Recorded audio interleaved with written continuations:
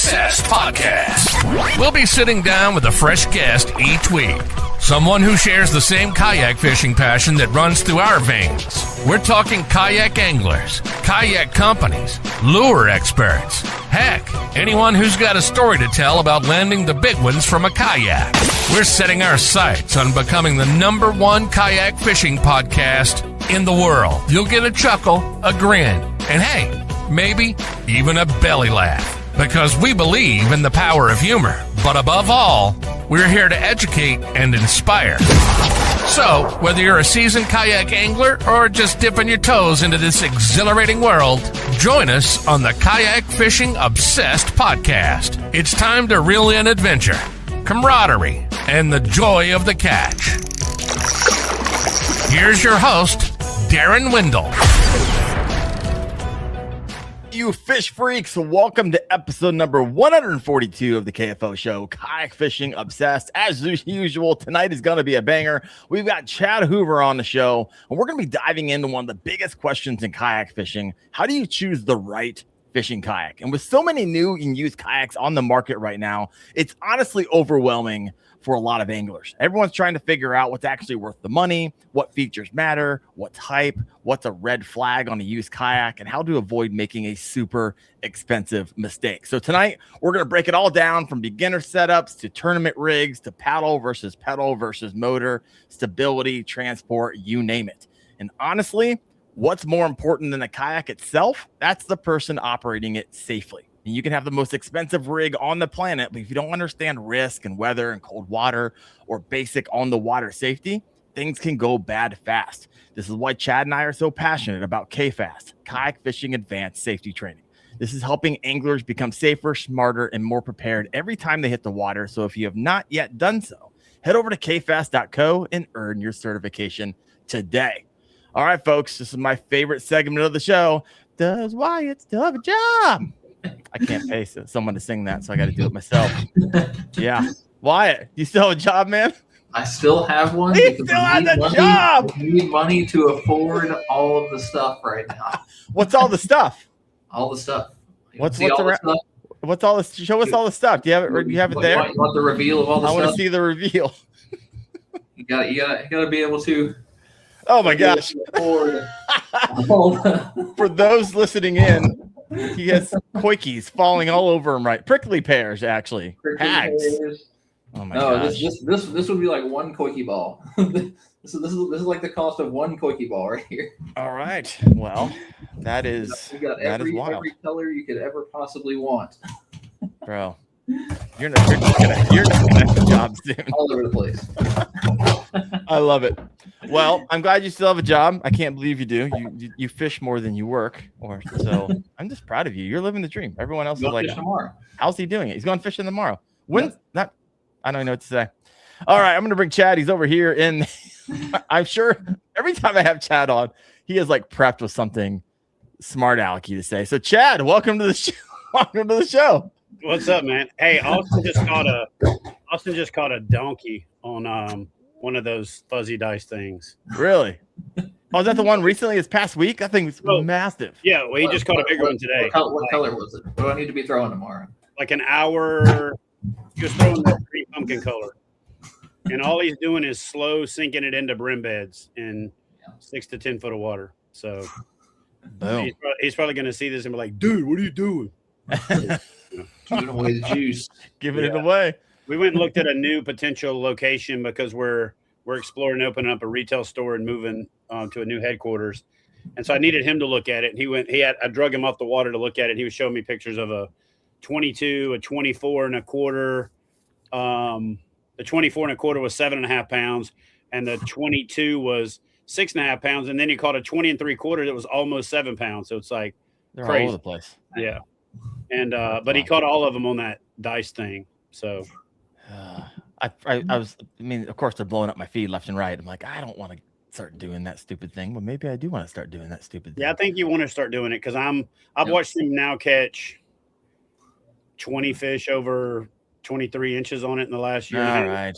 So it's kind of one of those like, what color do you need? I have an in, and I'll see Wyatt next week. So there we go. I'll see Austin next week.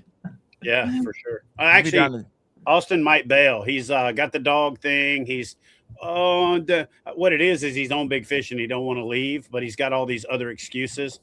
Plus, he's got a court date for a little indiscretion that he got himself involved in, and then I may not come directly back. So then it might just be me and you, bro. So, yeah. Well, I got my drone guy, Jake, too. He's gonna be joining us. So There's it'll be that. good times. Well, I'm excited for tonight, Chad, because I know you, I know myself, and even Wyatt was telling me in the green room, one of the number one questions we get is around the subject of what kayak fishing should I get? And usually it comes across like, I'm 6'2", 140 pounds. What kayak should I get? It's like, bro, there's so many variables here. So let's pull back the layers of the onion here.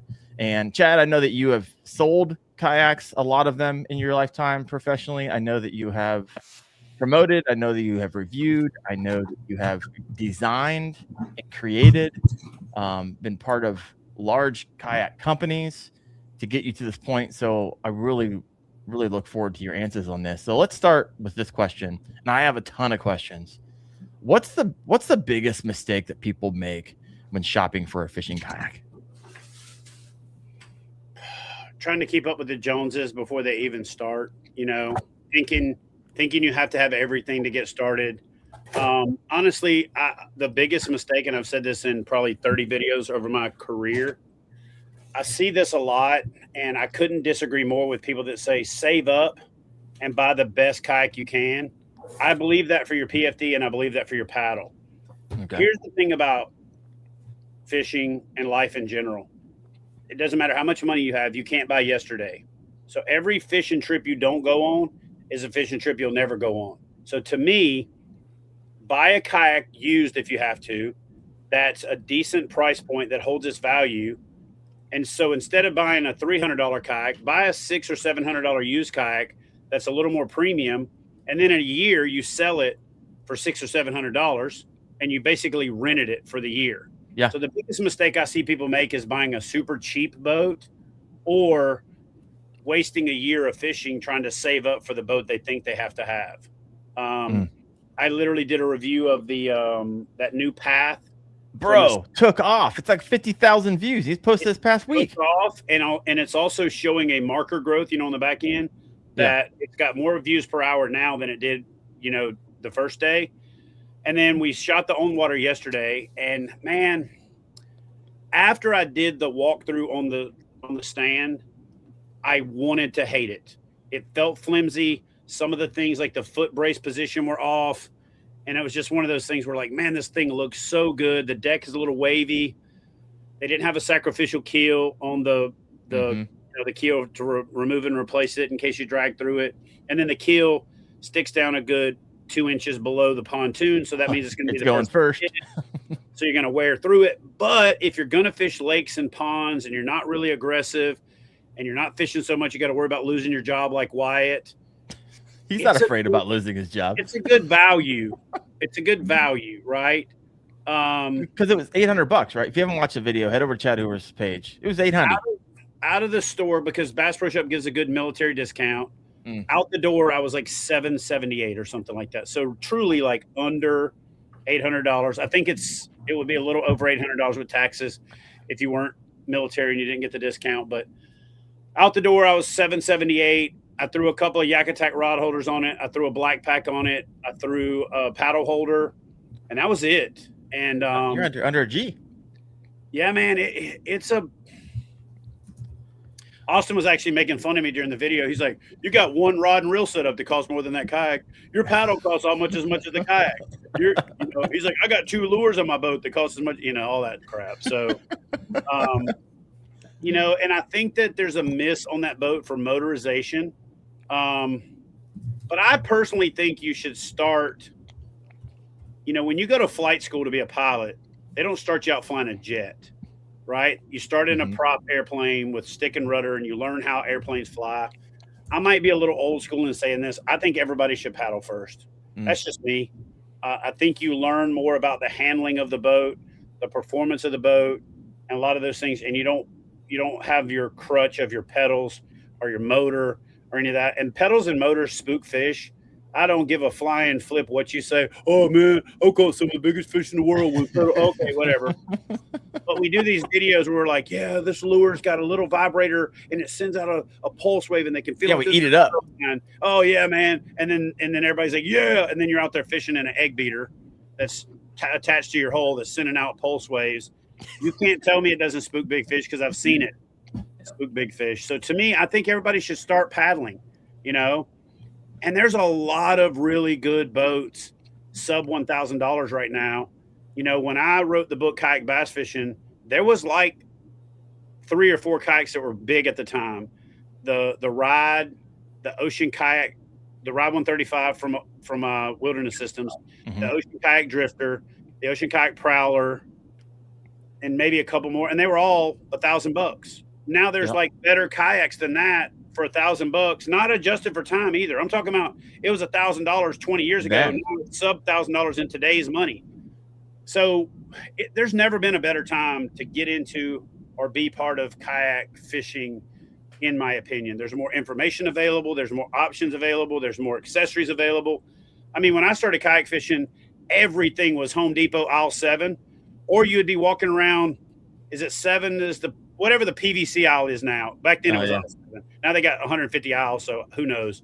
But back then you would walk around looking at, like, I mean, I used to look at my kids' toys and I would cannibalize stuff. Like I cannibalized Austin's soccer net one time because it had a PVC tube on it that I needed to make a Visicar, the first ever stern light that is similar to, was the forerunner to the Visipole or the Visicarbon Pro or all that. And it was just a Princeton Tech light that I had from the military, and I heated the little tube up for his little soccer net. And Dad of the year. The end of it and started sticking it on the back of my kayak. And then, so I cannibalized kids' toys. I went to yard sales just looking for stuff that I could make into kayak fishing accessories. I did every possible crate variation similar to the videos you've done on your website. But there's no better time to be in kayak fishing, in my opinion, than it was great back in the day when nobody was doing it, right? And you had all the spots to yourself and you don't round a corner and there's 3 kayak fishermen in your spot. But from a product availability and innovation standpoint, there's never been a better time to be in it. Yeah. Yeah. No, I like it. Now, you said a couple things I want to circle back on. If you have a question for Chad or Wyatt or myself, go ahead and throw that in the comment section. I will star those and we'll get to answering those. But you said 2 things, Chad, and you choose your own adventure on this. Get a kayak that holds its value. So you can either go down that road. What are the kayak companies out there right now that you were like, yes, this has held its value. It's going to hold its value, and likely into the future will hold its value. Or 2, you said there's a lot of sub $1,000 kayaks. Give me your top 3. Which one do you want? Right now. I would say the RS-117 from Bonafide. Yep. Which I have right now. I was taking it out, dragging that thing through the woods. The Topwater 106 from Old Town. Old Town also has this new boat. It's basically a variation of it called the Lake Walker, which I think might be the dumbest name I've ever seen. But it's a cool little boat. The Lake Walker. The Lake. Why? Do you think that's a stupid name, or is it just me? It's an interesting name. I did get some backstory on where it came from. It's the Topwater 106 made for Dick's Sporting Goods. Right, but it's relatively. There's other words. Lake Walker. Are you going out walking on the lake, or do you just knowing? Is it your Jesus boat? I mean, knowing our buying team, I understand that. I could see that a spin on maybe like they were trying to go after the Luke Skywalker Star Wars angle. It's just a dumb Lake name. Walker. It'll be back to the Topwater next year. They could have called it something else, but anyway. So the Lake Walker is basically the Topwater. Yeah. The New Canoe Flint, solid little boat. And I'll tell you a boat that surprised me lately. And when somebody commented on it, I was like, that boat doesn't have a frame seat and this, all the things that I had put out in that video. And then I looked it up and was like, holy crap, the Moken 12 from Feel Free has literally stepped its game up big time. And it's like $8.99. I mean, it's the same price. And from what I know about Feel Free, because I used to be a dealer for them, their boats are thick. They're actually too thick in many cases. They're so heavy because they're so thick, but that makes them pretty durable. They got the wheel and the keel. They got some other, cool little stuff. They have that stupid proprietary track when everybody else is with the T-Bolt track game. Other than that, so I'm going to look that boat up and try to find one and do a review of it because it stands out on paper, at least, as one of the better boats. And then one that really got my attention because so many people put it in the comments of that video is the Manta from Lifetime. I was like, okay, Lifetime? Like that? Is that the Tractor Supply kayak? I mean, and then I went and looked. And they actually have basketball goal company. Yeah, they actually have a little, and the picnic table company and the folding chair company. They actually have a couple of little decent boats. Like one's called the Teton or something like that. The Teton Angler is about $350. You find it on Yeah, I went to look at it, and then they got one that's like decked out with like different color rod holders and different color bungee, which is like, I mean, it's a decent looking little boat. So I'm gonna give them all a try. Yeah. I actually liked the Teton whenever I was in it. I was pretty surprised whenever it first came out. I think they were on sale for like $250, and I was like, I need 500 of these boats because I'll sell every one of them. And they've gone up to like $350 now, but still, it's an awesome like sub $500 entry kayak. So cheap, so cheap. It has like a raised seat and everything on it. So, but going back to answer the question you asked, I would say Bonafide. The Jackson Ride is is it the Ride? No. Bite. The Jackson Bite's a pretty decent boat in that price point. The New Canoe, Flint, the Old Town Topwater, and the Perception Pescador Pro 12. I also looked at that at Dick's, and it's a pretty decent little boat. What it is it's an old Tarpon 120 from the Wilderness Systems lines that they repurposed, and so that's kind of my 7 answer to your 3 questions. So yeah, no, it's good. No, I like it. Are the Attack 120 still floating around? No. I actually called them. I'll tell you straight up, and I'll say this on the podcast. I literally called to ask them if they would bring back the the Attack 120 and 140 and the Commander 120 and 140, and I'll pay for it. I'll promote it. That's 2 of the best boats ever made is the Attack 140 and the Commander 140. So that 140 was like my first big paddle, most expensive kayak that I had. Still paddles well. It might still be to this day the best motorizing boat in the game. Yeah, the 140, not the 120, but yeah. All right, I got some comments over here. Let's go ahead and read through these. This one comes in. Bass AF 817, still my lifetime Yukon paddle kayak. Heck yeah. Jared Booth.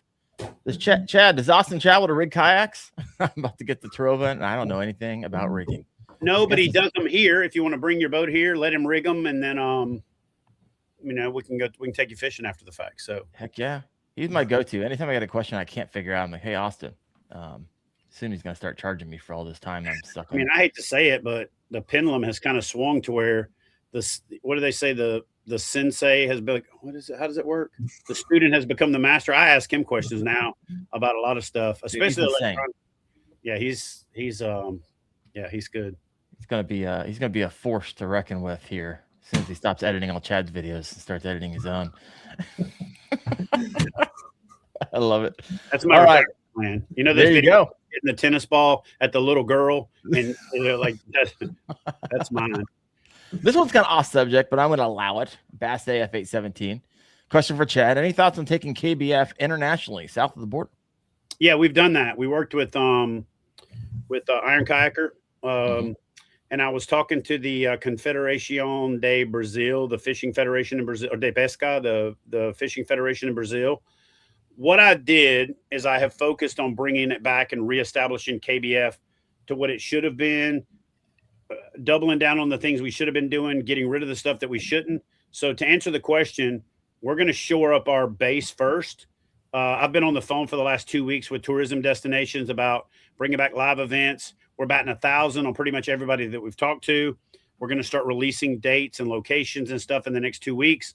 I'm not going to do that holdback where we go, hey guys, in November 16th, we're going to announce this. No, we're going to start when we book an event, we're going to announce it. So you can start thinking about it, start planning for it, go pre-fish for it. But we will go back international. We have Canadian partnerships. You know, we could get the Mexican. They partner with Bass Nation just because I wasn't in a position to grow. And I told Jerry, the guy that runs Iron Kacker, like do anything to move the ball forward, partner with Bass. That you don't have to partner with KBF or Bass. You can partner with both if it grows the sport. So yes, we will definitely be going back international. I want to go to Spain and Italy and bass fish. And ultimately on my bucket list I've been very blessed and got to do a lot of cool stuff.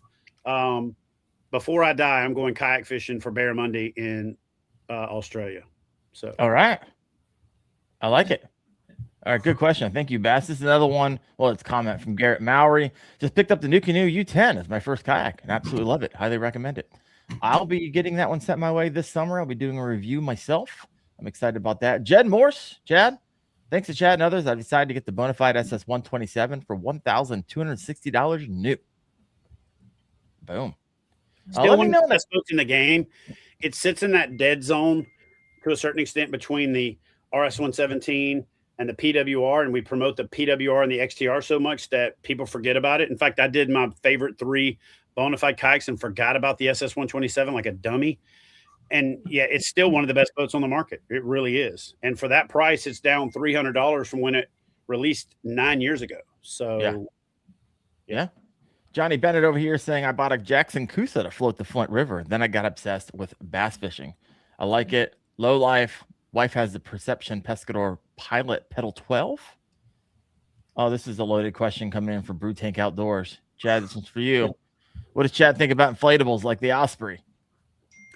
Hold on to your seatbelts, folks. I'm a big fan. I have been kind of obsessed with inflatables for 10 years. Before the Osprey came out, I actually called Jeff Little and said, hey, I've got this inflatable design I want you to help me develop. And he's like, dude, I said, what? He goes, I've been working on an inflatable with Trey from Innovative Sportsman. So just because this is kind of how we do things, I was like, look, man, if that's the case, I'll back off. And so I gave it about 3 or 4 years. I actually did a walkthrough video of the Osprey. I think it's a great platform. It's kind of at the upper end of inflatables. I'm working on my own inflatable design that's a little bit more entry to mid-tier. Like you can buy it at an entry-level price, but you can upfit it to be more in that mid-tier. So I think the Osprey is a great boat. It performs well. They do better in rivers than pretty much any other watercraft. So, yeah, I'm a big fan of inflatables. I got 3 of them right outside the door right now that I'm putting through the paces. Wyatt, have you ever been in an inflatable? Paddle boards and like low and stuff. I hadn't been in an Osprey or anything like that before. All right. I just got my hands on the Sea Eagle Fish Sup 1210. Is that what it is, Chad? 1210? I think I got that right. Yep. And got into it down in southern Ohio, and that thing, it's just crazy. There's so much room on it. What I loved about it is that a lot of inflatables, you're sitting down in it, but with a Fish Sup, you're up high. Your line of sight is they got a pontoon insane. Section. Yeah. And then you can put a seat pedestal on that. You're literally halfway standing up. It's stupid. I let my buddy fish out of it for a day and a half. And I was just jealous because he was spotting bass and catching them because they're on beds, and I couldn't see them because of my line of sight. So it was pretty sick. So I look forward to getting some more time in that. It doesn't have initial stability or secondary stability. It's just got stability because it's just flat. You know what I mean? Man, it goes across the top of hydrilla and lily pads and stuff like that, like no other watercraft.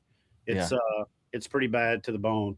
It's unfortunate they're sold out now and have to wait for the repop of the next wave to come in. But that gives us an opportunity to make a few tweaks. When I say we, I mean Sea Eagle, because I partner with Sea Eagle to develop the boat that I want. And then simultaneous with that, I've gotten a few other of their boats, including a boat. All the knuckleheads that keep commenting in my comment section, oh, just buy a boat. So I did. I just got a boat. Now I got a boat and a little 9.9, and we're about to let her rip and see what happens. I like it. All right, let's switch gears just a little bit here, Chad, because I've done some videos. It's been probably a couple years since I posted these videos, but it was important in that time in my life because I couldn't afford a new fishing kayak, right? It just wasn't in the budget at the time. And so I really had to do my research on finding one on the marketplace, in Facebook Marketplace. And I bought them. I've driven a couple hours, I think both times, got my Native Slayer Propel 10 and I got my Bonafide P127 all off Marketplace. It was awesome. However, there are some risks when buying used. And so I wanted to kind of walk through that. If someone is thinking, you know what, I want to get into fishing kayak, I don't want to pay MSRP, not my budget, and I just want to get a little better kayak than what I would buy new. What are some things that people should inspect before buying a used kayak? Like, what are some of the could be hidden if you don't know what you're looking for? So I used to take used boats and trade when I owned Hook One. There we go. And I learned a couple of really cool tricks. The number one place you're going to find damage is your scuppers. It's just the number one place to find. And it's also the number one place that may not be repairable unless you really know what you're doing. So this trick comes from testing fishing guides. And so what you do is you put a little load on the seat and you take a Q-tip and you wipe it around the entrance of the scupper and then just down inside the tube. And if you sit on the boat and that crack opens up, that Q-tip will catch on that crack and it'll pull a little bit of the fiber. You want to take that Q-tip and kind of turn it. Yeah. In fact, I knew you were going to ask something like this. So I actually have some Q-tips here ready to tell you this tip. So just take your Q-tip and kind of hold it and then just spin it backwards to where it kind of puffs up the actual cotton a little bit. Yep. And then just kind of puff it up like that. And then just wipe it around the scuppers and it'll literally pull off, like that if there's a crack. And it's the number one thing that you're going to the other one is a weak hull or a thin hull.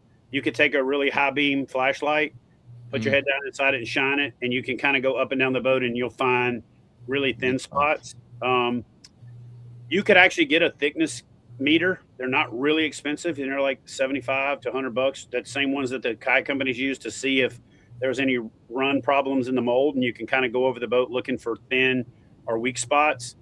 And then cracks in the seat area. Most of your cracks are going to come from the seat area. They're going to come from, people falling down on the back of the boat. And then the entry of the keel. If you ever watched any of my how to launch a fishing kayak videos, the number one thing that people do wrong is they set the boat on the ramp with the keel centered. So you're high centered and, wobbly. Not to mention you're kind of rubbing that boat up and down. And everybody remembers sharpening a stick on concrete when you were a kid. Spear for, cowboys and Indians or whatever. Same thing, except you're hitting the same spot over and over. Guys that load and unload their boat by taking the stern and picking it up in the back of their truck do the same thing. They're dragging that front little area, and that's a really weak spot that you can shine a light through. Get a doormat or a kitchen mat or a bathroom mat, throw it in the back of your truck, and when you get ready to load it, put your boat kind of, if this is the back of your truck, kind of put your boat at a 45, put the nose on the bath mat, and then pick the stern up and swing it around, and then you'll never damage the nose of your boat. And you can use that for changing clothes when you got wet clothes on and you want to change clothes before you get in your truck. So having a little bath mat or something in the back of the truck, it also works for loading it. So if you're loading it on the roof, you can throw it up over the door and have it come down, and it'll keep your boat. I think every fisherman should have a damn doormat or bath mat or some type of mat. The one I use, I roll up inside of a PVC pipe and stick it behind the seat of the truck. I've always got it. I don't think I've ever even really talked about it except for in my how to truck bed load a trailer or a kayak, and I haven't done that in probably 5 years. But the big ones are looking for cracks around the seat, looking for cracks around the scupper, excess wear on the hull, and the number one spot on the hull, other than the back of the keel, which will be pretty obvious, is that entry, right where that boat hits. And it's one of the harder places to fix. So, yeah, those would be the major ones to look for. So when you got you ever get people trying to pull one up over on you? Like they knew something was up and you're like, hey, found that. Oh yeah. I used to have trades where people would bring the boat in and ask me for a trade. And then I'd get so I had a cover that would go over the cockpit, and I'd stick a light in there and turn it on and then turn all the lights off, and all your weak spots are going to shine like a diamond in a billy goat's ass. So you couldn't really ever get one over on me. Not to mention I have another trick. I don't like to tell people this one. So you can't show up to somebody's house and do this, but you take a wood rod dowel that fits the scupper perfectly, and you stick it in there and you have a little bit of leverage, and you just kind of move it around like you're churning butter. And as you're putting a little bit of pressure on it, you'll see if the cracks open up.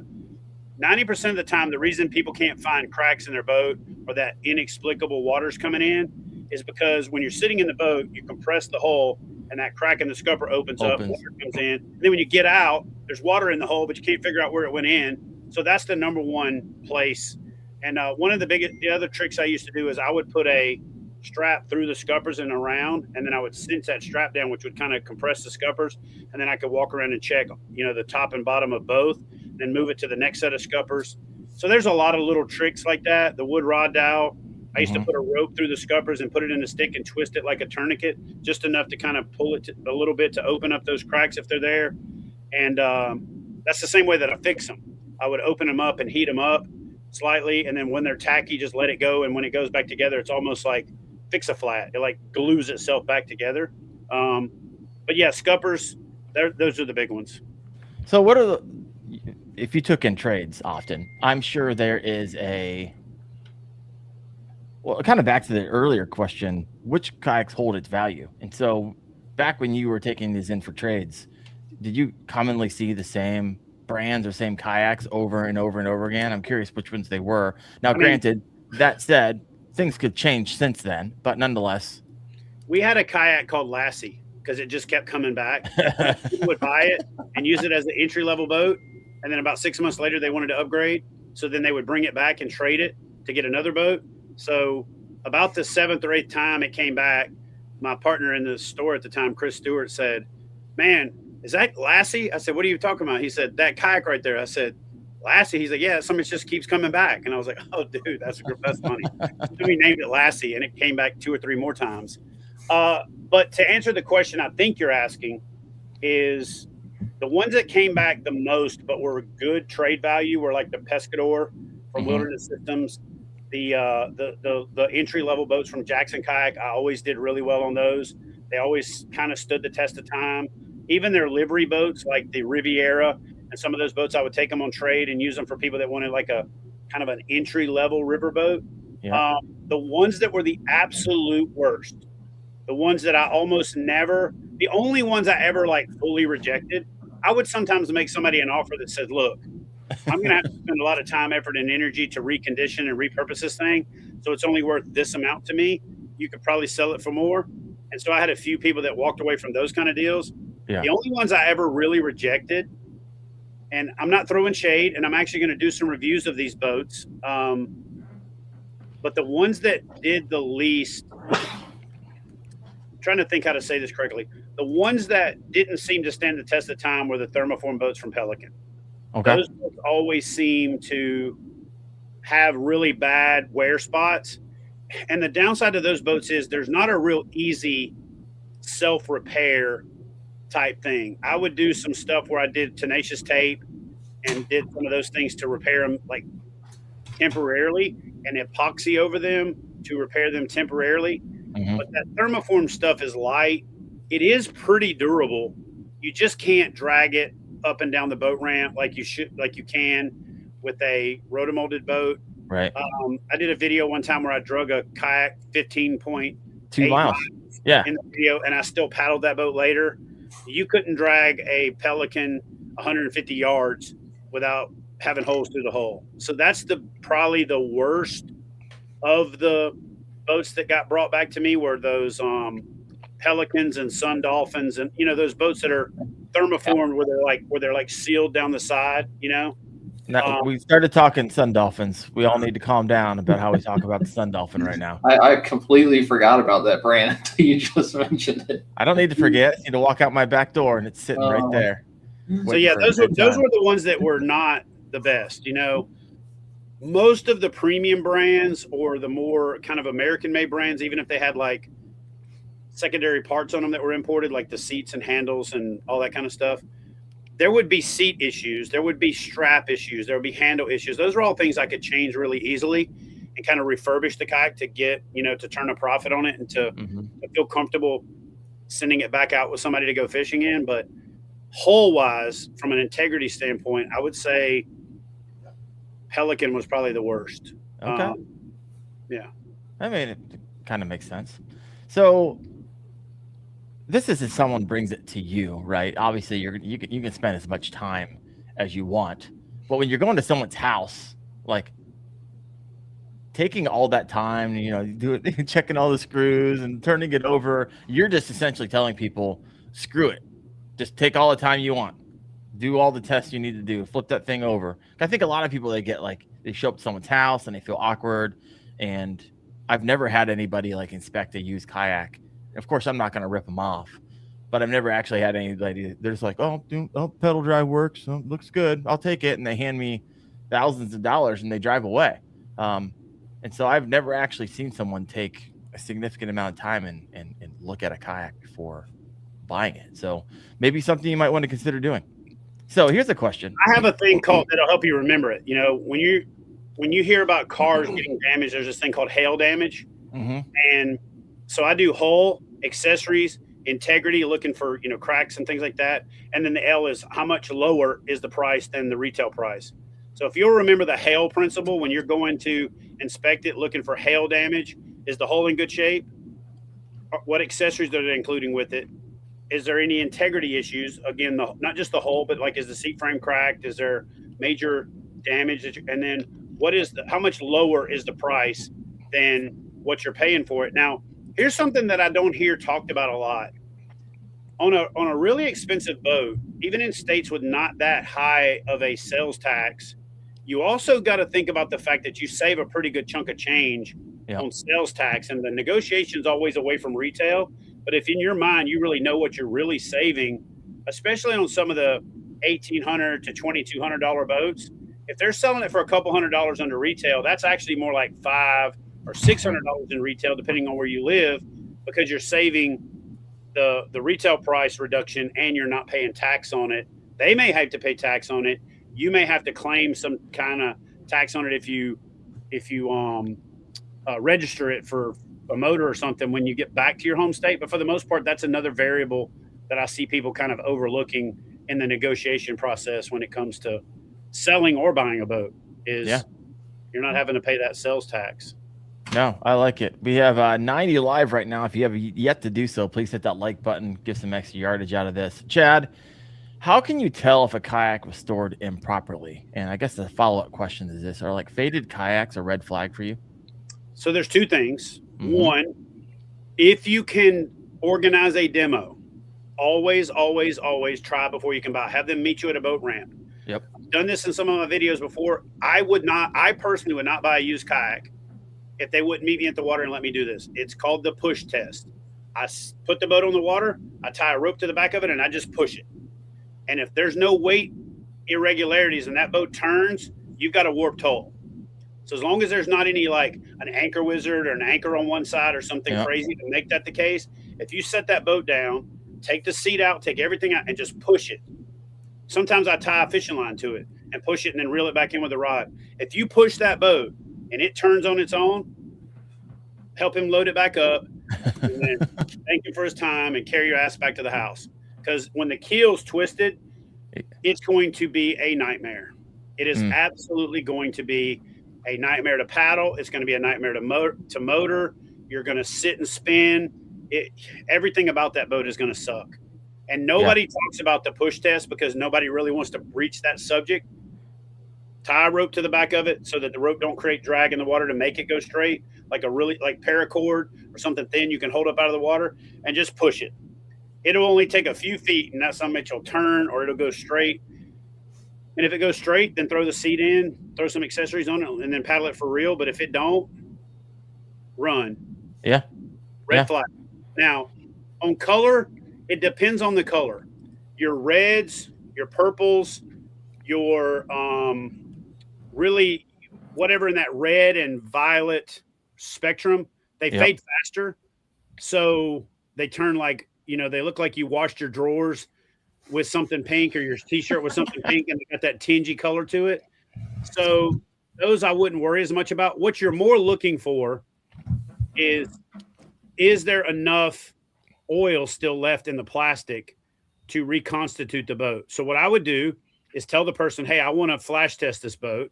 You can flip the hull over. You can do it on the side, but take yourself a little benzene torch with you and just kind of fan it. Don't point it directly at the boat and burn a hole in it, but just kind of fan it. Sold. If some clear coat comes to the top, then you can flash that whole boat and it'll reconstitute. It'll improve the look. And sometimes people want to sell the boat because it looks bad. And if you know the trick of flashing a boat, which is to take a flame and kind of kiss it to bring some of that oil back to the surface and then hit it with 303. The other thing you can do is just take some 303 with you and a sponge and spray that sponge down with 303 and wipe it down and then wipe it with a dry rag. And if that brings the color back, I wouldn't worry about it.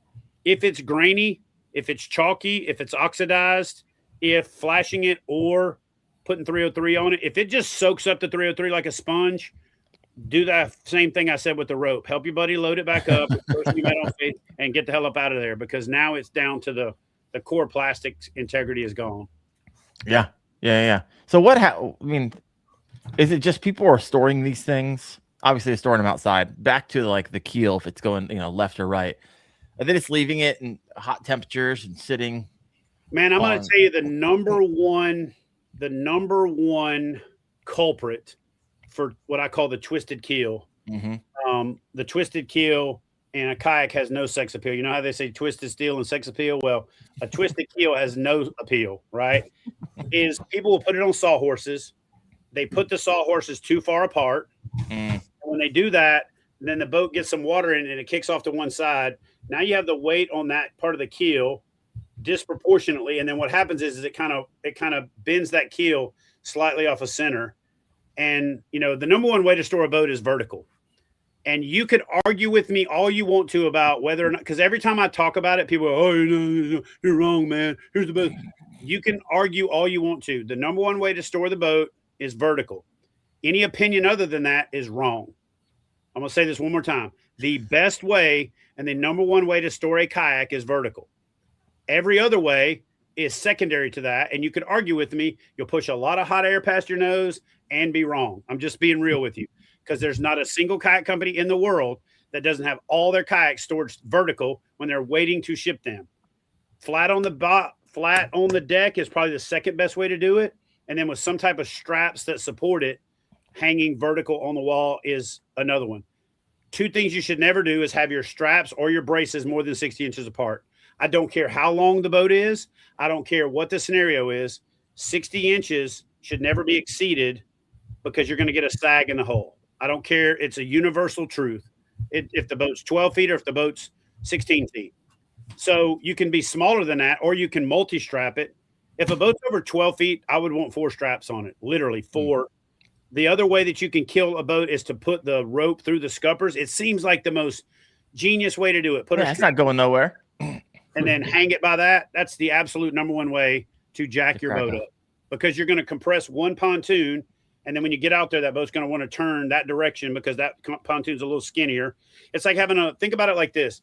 It's like having a little wheel on one side of a bicycle, or a 3-wheeler or 4-wheeler, and then 2 big wheels on the other side. Which way are you going to turn? You're going to turn towards the little wheel. Same thing. So just don't do that. Yeah. But honestly, the biggest reason is that people let water get in them.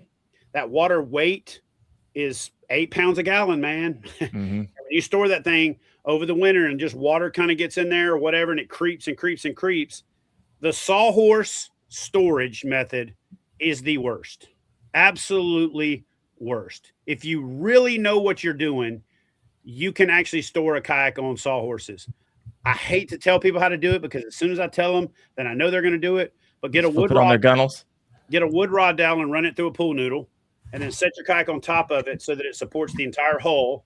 Or get a piece of bar stock, from Home Depot pipe, put it on the sawhorses and put the boat on that so it supports it the full length of the gunnel. That's about the only way I'd recommend it. The other way that I would recommend is storing it on a sawhorse is don't. Like ever. Solid recommendation. Just don't. Why it's like I don't need to ever store my kayak because I'm in it every other day. And I'm not throwing shade at anybody that's done this. These are all things we've all done. I've learned a lot of the stuff I consider expertise now by being the dumbass that did it wrong. Trust me. I've pulled boats out. When I first got blessed with the ability to have multiple kayaks, I was the dumbass that leaned them up against the side of the house in the back because I thought, I don't want it to fill up with water and stuff. And then I get out there and one pontoon's compressed completely in. The boat's constantly wanting to turn left. I had a boat I nicknamed Lefty, because every time I went fishing, all that thing wanted to do was turn left. So I've learned a lot of this stuff the hard way. Plus, I owned a shop for a long time, and people would bring me their boats, and I would do like, how when a dog looks, I go, how in the hell did you do this? And they're like, oh, yo, man, it's been stored perfectly. You know what the first thing that I do when somebody tells me that they've stored their kayak perfectly? I go to their Facebook because most people take a picture of half the stuff in their life and start scrolling through their photo album, and I can generally find a picture of their boat stored improperly and go, "Nah, dude, here's your culprit right here." You know. Yeah. If you're just chiming in, we are talking about buying used kayaks and what to look out for. And Chad has just dropped a bunch of truth nuggets for us, help you become a more informed buyer out there. Because most of the time, one more really important one. I get this a lot. In fact, in the video that I just released, there are the internet experts in the comment section telling me I'm wrong. You can argue with me all you want to. You're just going to be wrong. A seat is an integral part of the structural rigidity of your fishing kayak. If it is a frame seat, if it's one of them cotton or fabric types that just sit on the boat and you strap it in, not so much. But if it's designed to have a frame seat in it that locks into place, it's designed to have that seat in it. So if you transport it or store it without that seat in there and you compress that boat, you are causing problems that are going to manifest themselves long term.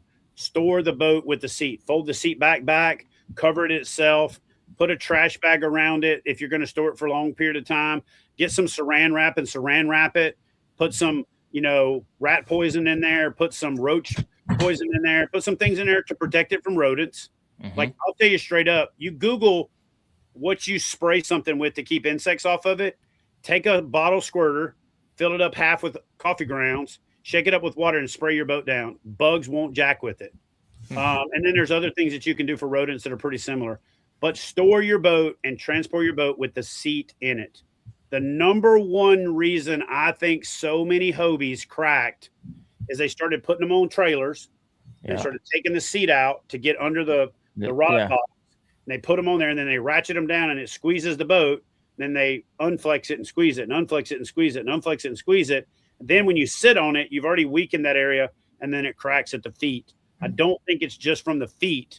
I think it's from a combination of how the boats were transported and then adding that pressure to that spot that's already weakened. So transport your boat and store your boat if it has a frame seat with the seat in it. All right.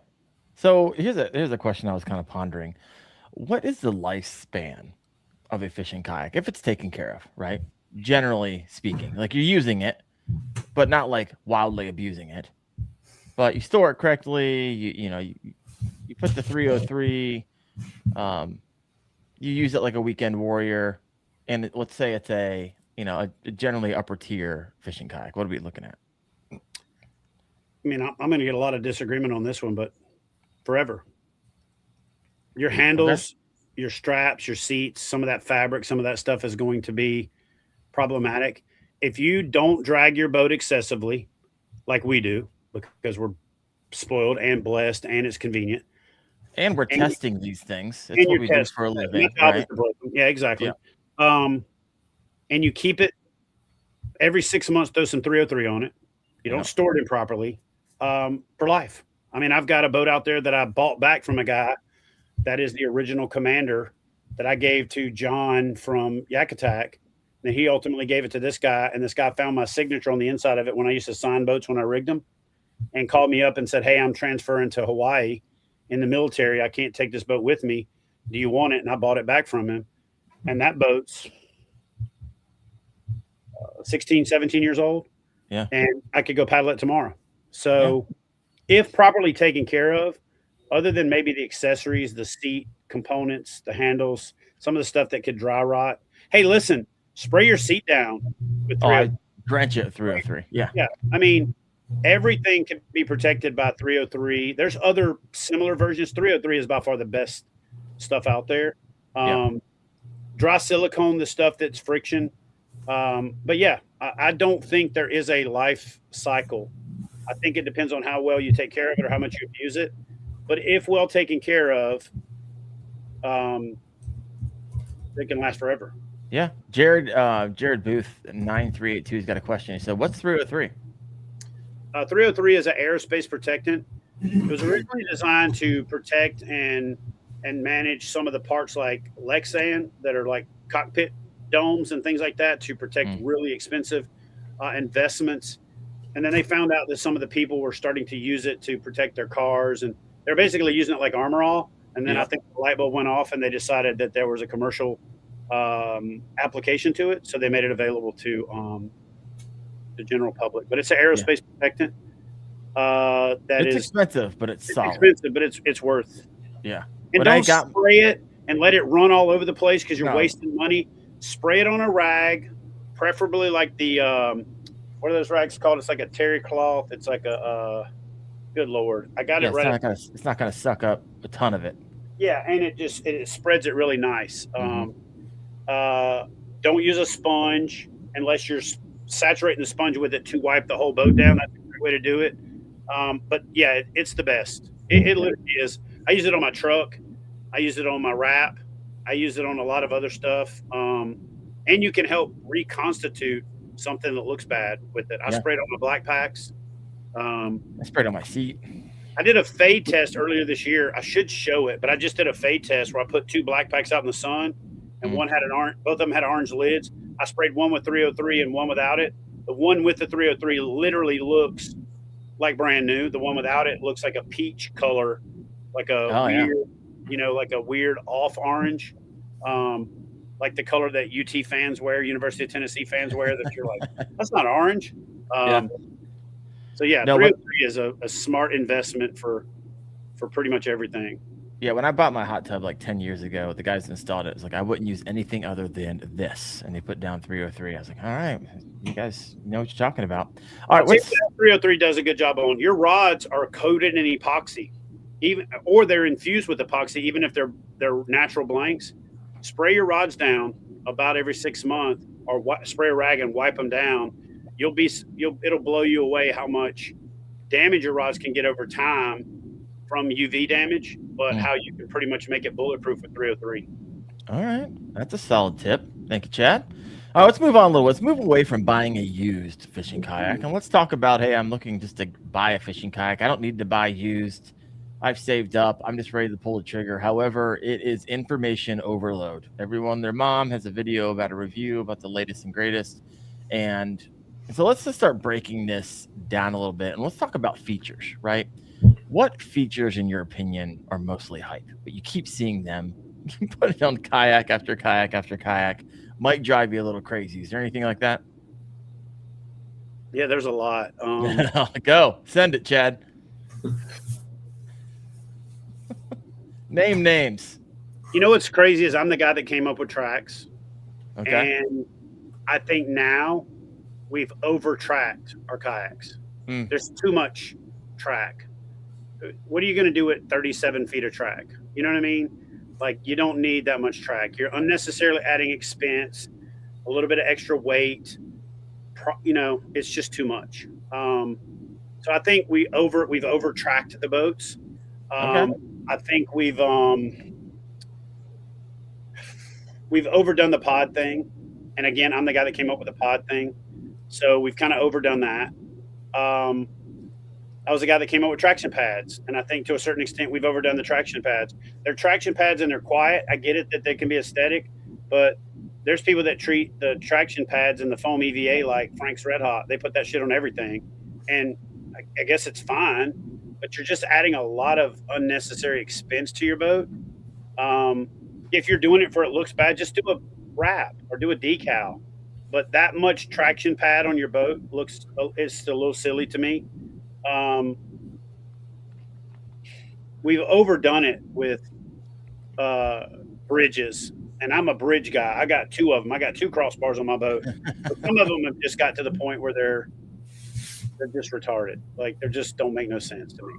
Like, you can't even fish around it. You got to like stick out to the side to make a cast, and other than that, I mean, that'd be about it for me. How about cup holders? Because I've always said cup holders are dumb. I've just reviewed the New Canoe Unlimited Max. It has 4 of them. Yeah. Here's where they make sense.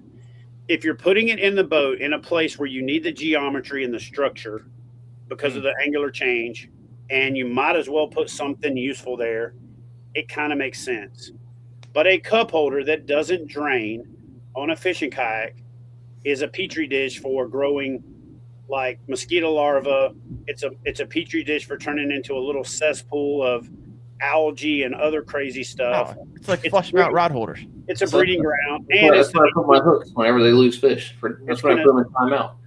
It's going to soak up it's going to jack up your cork on your rod handles if you set them there.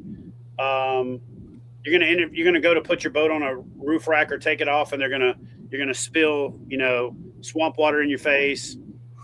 I love the cup holders from Yak Attack because you can put it where you want it, but I just think cup holders are they're kind of dumb because most of them are designed for a 12-ounce soda or beer can. My coffee cup never fits in it. Taking a Yeti bottle, a Nalgene bottle, or some type of bigger bottle.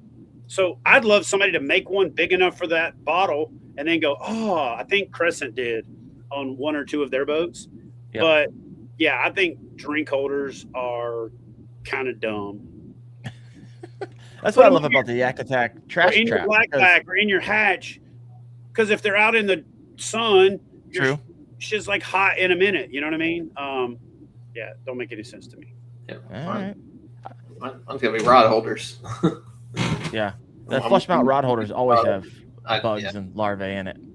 I hate flush mount rod holders from the standpoint that if you put them on there stock, then if somebody doesn't like them, they got to go out of their way to take them out and put a delete plate or something. Yeah. If you should include them, if you want to include them as a value proposition, and there should be a little note that says, if you can't install a flush mount rod holder, you should take up golf or crochet or some type of other thing in your life, because you shouldn't be operating a motor vehicle to get to the water or out on the water by yourself. If you can't, can we add that to KFast? If you can't install a flush mount rod holder, you should just not do this. Just alienate many but people. I hate flush mounts because by default they're adding. And here's the thing that people don't think about: a flush mount rod holder costs about $6 to $7 retail. Costs about $2 to $3 wholesale or distributor. Mm-hmm. But when you put it on a kayak, you're paying for the labor, you're paying for the markup, you're paying for the time, all that stuff. And then what happens is, by the time that gets to retail, it's triple, because you got to add that value from the manufacturer to the distributor / retailer to the consumer. So it's doubled or tripled. So that $20 set of rod holders cost you $80 at retail. That you're going to get rid of and put a delete plate on. Yeah. Or they're going to, or they're sticking out from the kayak to make you look like a tuner trawler. You're going to catch them on your back cast, and they're going to catch on every tree you pass. That was one kind of cool thing about the Path, is they were the first relatively inexpensive rod or kayak where the rods were inside the width of the boat in the flush mount. So at least they did that. But I hate flush mounts unless you want them there yourself, and then you can put it there. All right. And I know Wyatt's kind of smiling through the pain right now because Old Town puts more flush mount rod holders on their stuff than anybody in the damn industry. I've had a conversation with them about that. They even put like a forward-facing rod holder on there. Oh, it's to hold your rod. That one I like. Yeah, that's what your armpit's for, or your PFD, or just lay the rod down. Come on, man. All right, so let's switch from paddle kayaks and talk a little bit. Let's move into the pedal drive, and then let's move into the motors. And so, Chad, I know you've done a video on this. You call it the pedal drive tax. And so let's walk through what are the pros and cons of a pedal drive system. There's probably a lot of people out there like, hey, you know what? I could do the paddle thing. I don't really want to. I like the idea of pedaling. What would you say to that person? Well, I'm of two minds. One, I hear people talking about exercise and kayaking. You don't get any exercise from paddling a kayak. I'm sorry. If you're going to stay at a pace to get your heart rate above the target heart zone for like 18 minutes, you're going to get into a cardio benefit and you're going to do something with it. If you want to get exercise, a pedal drive kayak is actually real exercise because you're activating the largest muscle group on your body. You're engaging your core. You're doing a lot of stuff that you can truly get a workout from pedaling a kayak. But I think there's a lot of limitations. I love the overused hands-free fishing because I love to video somebody fishing from a pedal drive kayak and then count the number of times they touch their rudder handle in a minute.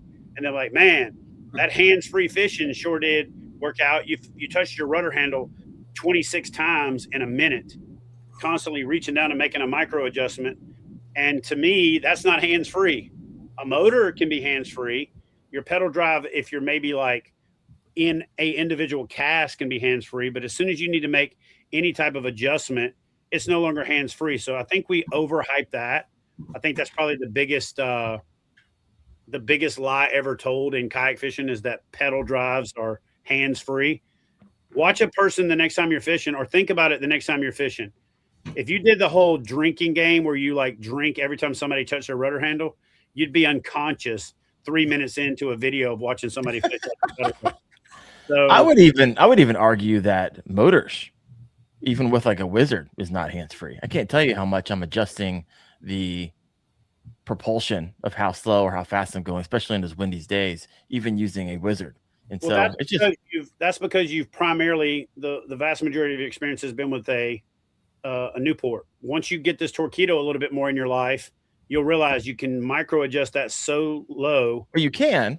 That's what I'm talking about. I'm not talking about Newport. And you can then be hands-free. Like I can fish a bank for a mile and never touch the throttle, never touch the motor, never touch anything. If it's not windy. I've had some rough days. I'll just set the motor and kind of crab into it.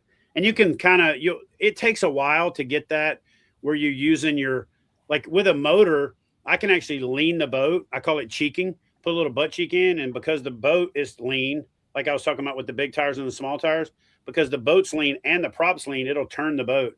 When I'm standing up, I run the Torpedo standing up quite a bit. And I just steer the boat by putting my weight on one foot or the other. And I can fish for hours and touch the throttle 2-3 times. Yeah, I would agree if it's not windy. I've been out on some windy days where I need to keep moving that back and forth. But for the most part, I mean, Chad and I are not saying that it's still less, in my opinion. Yeah, less. Just like a pedal drive is a lot less than if you're paddling. And so that we're getting a little off course here, but 100%. So keep going on the pros and cons of the pedal drive. The reason I call it a pedal drive tax is because boats got bigger to accommodate pedal drives. You know, when you're sitting on a pedal drive and you're doing left, right, you're putting all your weight to one side and then all your weight to the other side. So the boats had to naturally get a little bit bigger. Plus the pedal drives were the most popular for a long period of time. Hobie was the first to step out into that little boat category to where other manufacturers chased that boat big enough to put things like rod holders, horizontal rod holders, in-hole transducers, and things like that. So because those were the boats that had the most volume and had the most ability to add batteries and electronics and all those things that anglers wanted, they were the ones that naturally anglers gravitated towards. Mm-hmm. So when companies like New Canoe came out with the Unlimited, and then Bonafide came out with the PWR, and then ultimately the XTR, it kind of validated the point that a lot of people were buying these pedal drive boats to just put a motor on them. I also run into a lot of anglers at boat ramps, and I can't tell you how many times I've run into people with a Native Titan, a Hobie, an Old Town, where they have pedals, but they've thrown a motor on it, and they leave the pedal drive in the truck or it's at the house somewhere. So to me, that's the pedal drive tax, because you're paying for the pedal drive itself. You're paying for the rudder handle, the installation, all of those things that cost money at the manufacturer's level, which run the price of the boat up pretty substantially. And so if you're not going to actively pedal and you're only buying that boat because it's a boat and you think, oh man, I'm going to have the pedal drive as a backup in case my motor fails. How about just buy a better motor that ain't going to fail on you? And then I've literally seen and been with tons of pedal drive failures.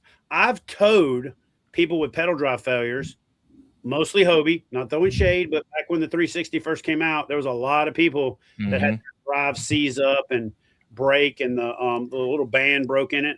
I've towed a lot of people in a pedal drive kayak.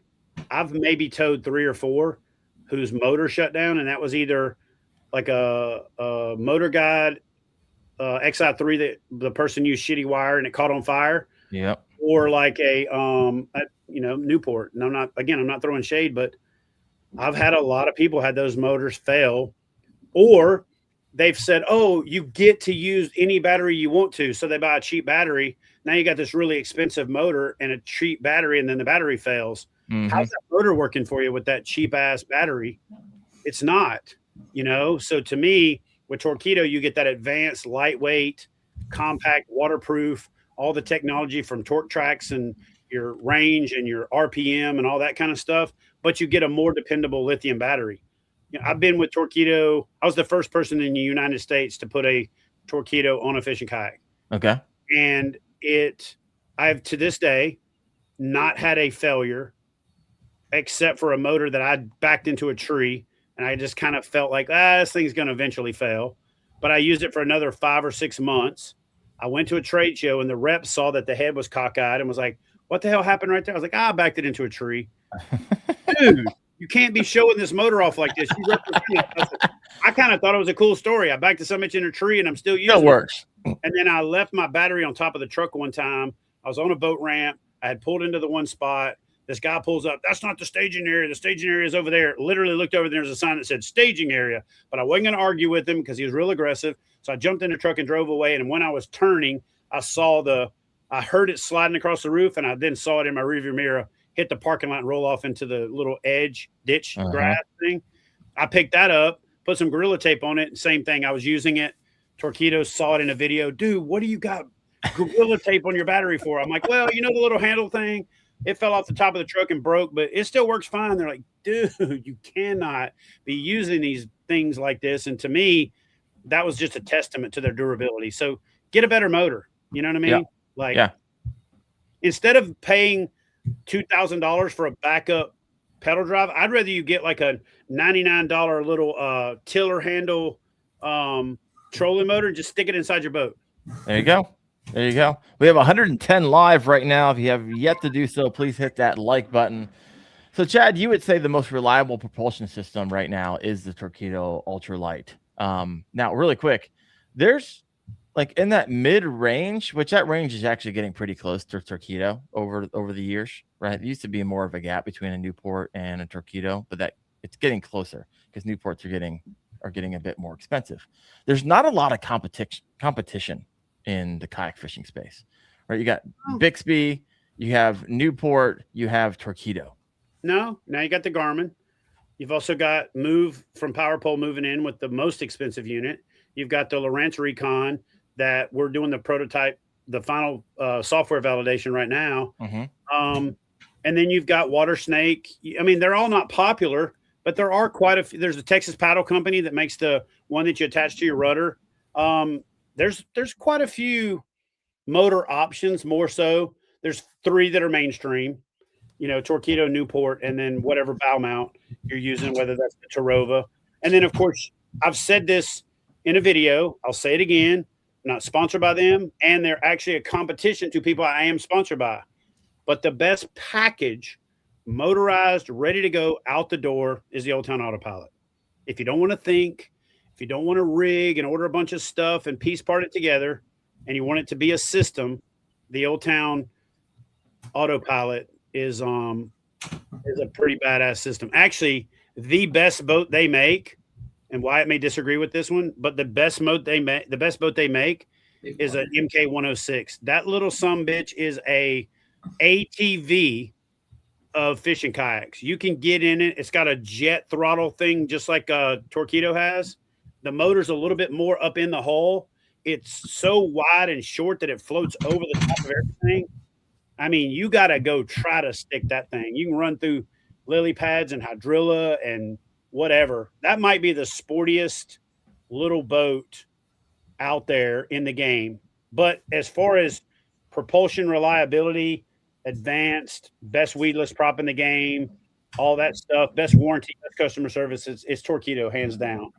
And it used to make sense. Oh, they're the most expensive. Well, the Garmin Force Current is more expensive than the Torqeedo, and then you still got to buy the battery. So it's got some cool features. I think the wireless pedals are pretty cool, but you pay extra for that. I think the spot lock is hit or miss because, some people are like, why would you ever spot lock from the back? Well, the same reason you put a power pole down in the back.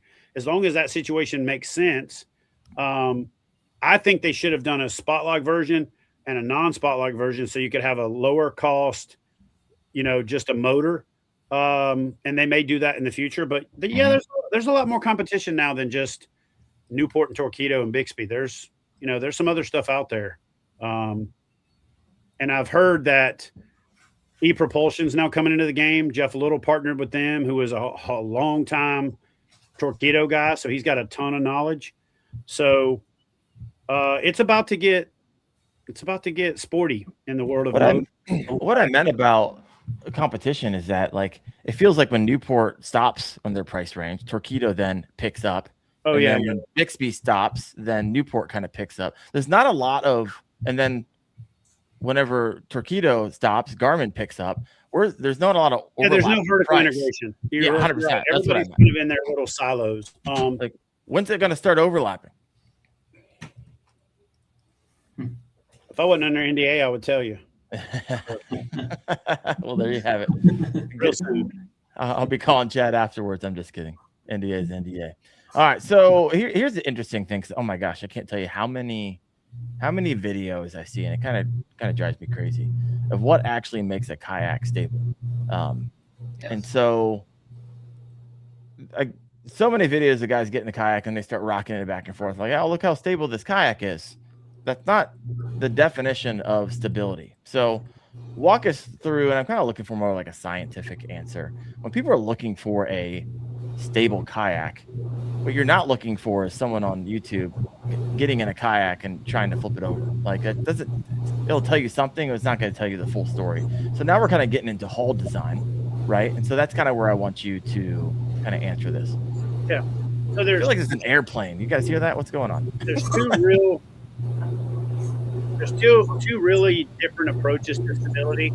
They're stable by wide, and then they're stable by design. The Jackson Big Rig is a good example of a stable by wide. The Bonafide SS127 is a perfect example of stable by design. The Old Town Autopilot's somewhere in the middle. Okay, the Old Town Autopilot's initial popularity was so popular because the hull's flat, the cockpit's open, and when you sit down in it and you do that sit and wiggle, you feel secure. Okay, that's initial stability. Initial stability is how much the boat wiggles initially. Secondary stability is if you have this hull design that's like a pontoon on the outer side and most of your volume is out away from center line. In a lot of cases, you have a chine line, and that chine line is that line down the side of the boat. Now, there's a chine line, and a chine is an angular change. And then there's a parting line. A parting line is they did a crappy job at the factory of removing that with a parting line tool and then flashing it. But that line down the side is not a seam, and it's not a chine. A chine is an angular change, a hard angular change. And so as a boat gets pushed into the water, let's say that this is the chine, this is the bottom of the boat, this is the edge of the boat, and the top's up here. The more you lean and the more boat you put in the water, the more you angle it, the more displacement you're getting, the more stable it gets. That's secondary stability. So secondary stability is, to me, the most dependable. It's that recovery stability where you get to the side and it goes and the boat pushes you back. It's kind of like if you take a basketball and you start pushing under the water, there's very little resistance in the beginning.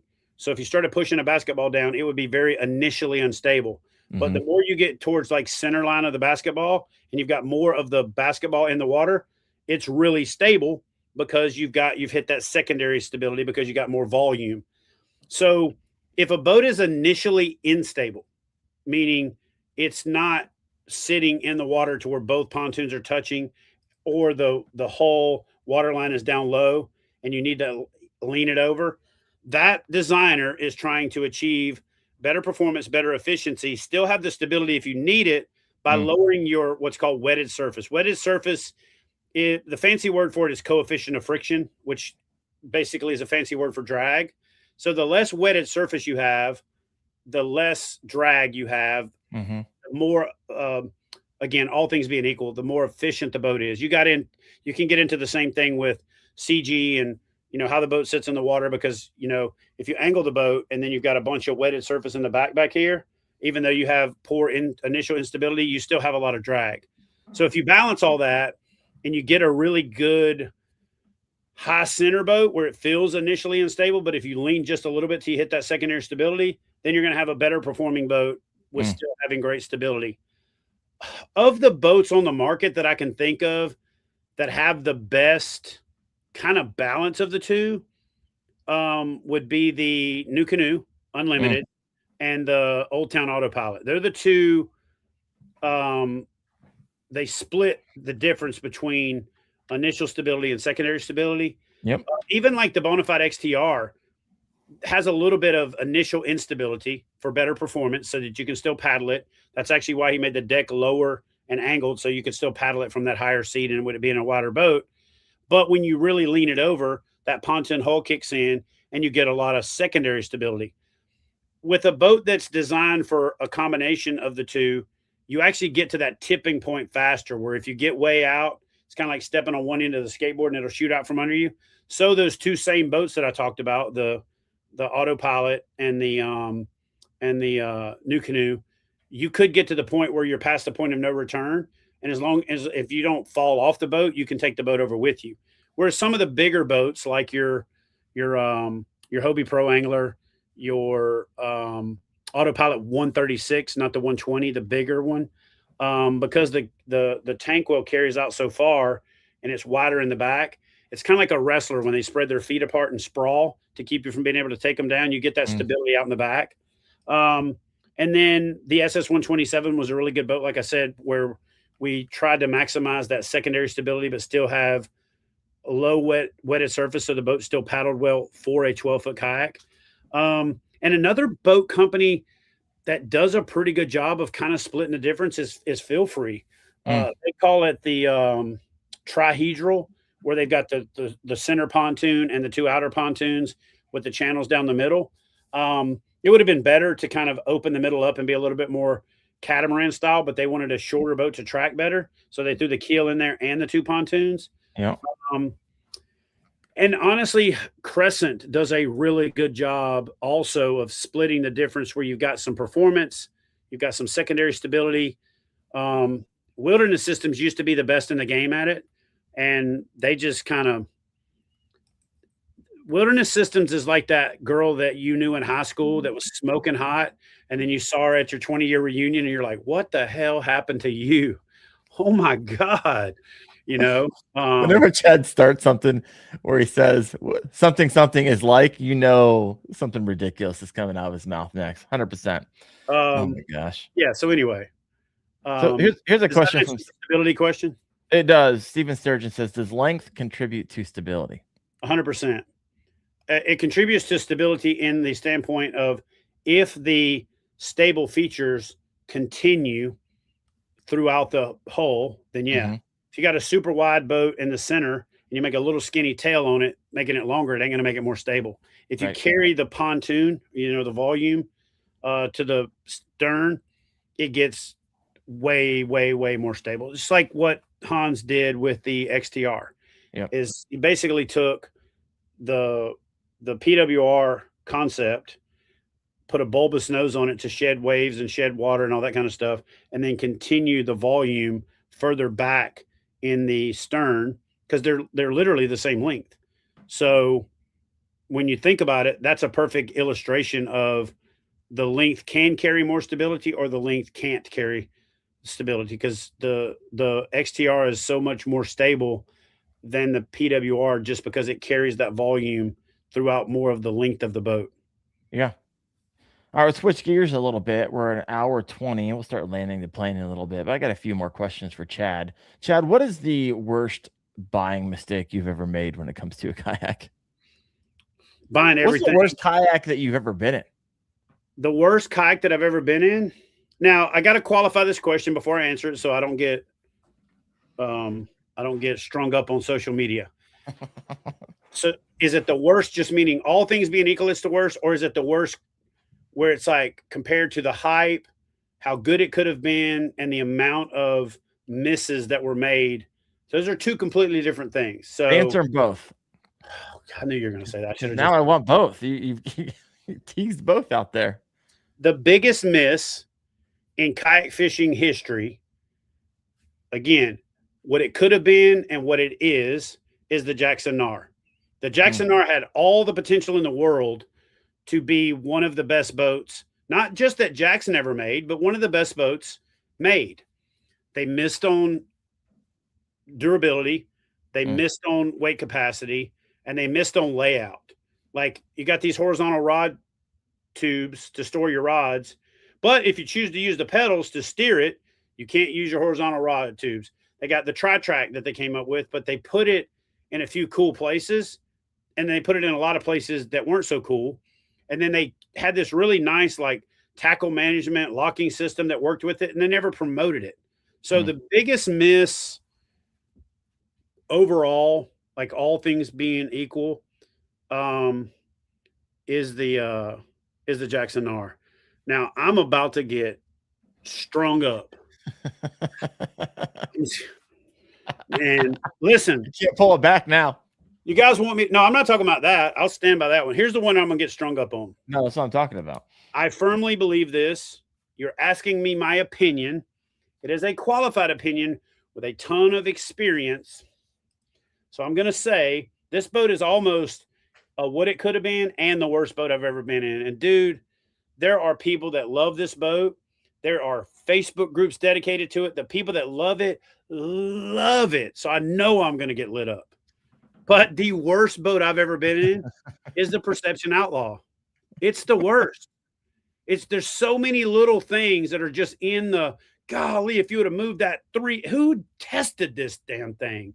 And I was with Confluence at the time that it came out. Yeah. And I remember they made it to the specs of Academy. And I think what they did is they got on the phone with Academy, and Academy said, I need this and this and this and this and this and this and this. And some cake decorator designer just moved it all around. And it just happens to resonate with a lot of people. And it's at a good price point, and it's more available because it's at a lot of stores across the country. But man, by far the worst boat I've ever been in is the Perception Outlaw. All right. And listen, I will tell you, hate me. If you love it, go ahead. I'm just saying, for me, for my bougie calibrated ass switch, for being in kayaks and loving everything about them, it just has got a lot of the rocket holder rod launchers don't make no damn sense to me.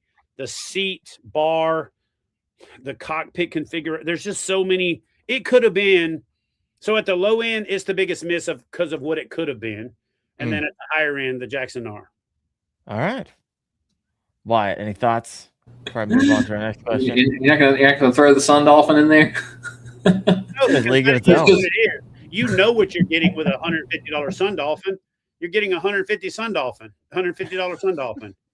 Yeah, that's a disposable kayak. You're buying that thing to use it a couple times and literally cut it up with a Sawzall and put it in your recycling bin. You know what I actually use it for now?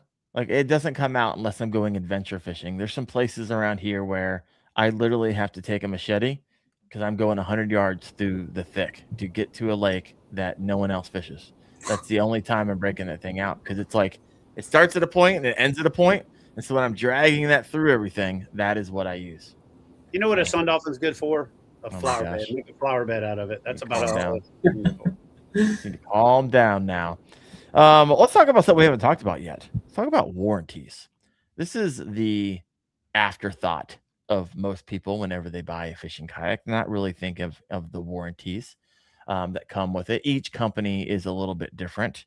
Chad, are you aware of, I mean, you've worked in the business for a while, and I imagine even owning the shop, you've had the warranty kayaks before. Are there some companies that are better than others? What to look out for as a consumer? I mean, I'll tell you the trick. Oh, here we go. All the company you're thinking about buying a kayak from, act like you got a warranty problem with the kayak you bought from them, and you're going to find out. Now, I'm going to put that and say, if you have a warranty, don't call the kayak company. Let me clarify that. If you drive a Ford and you wake up in the morning and go outside and your Ford won't start, you don't get on the phone and try to figure out the number for Detroit, Michigan. Mm-hmm. That's the manufacturer. The manufacturer's customer is the retailer. The retailer's customer is the consumer. So we have gone too far with manufacturers trying to help consumers to the point that we built this unrealistic expectation. They're not set up for it.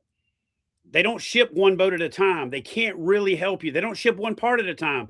Primarily, they ship batches of stuff to dealers. And if done properly, you can call your dealer. Your dealer can call the company, and then that you can walk in that store and get a part that they have in stock or a boat that they have in stock, and then they deal with the company. Because who's going to get a little further along with a kayak company? The guy that buys $250,000 worth of kayaks from them, or the guy that buys one kayak from them, right? And the guy that calls and says, hey, this is Chad with Hook One. I got a warranty here, and I've got another shipment coming in 3 weeks. Can you piggyback that order on there? And then I'm going to go ahead and give him a boat off the floor.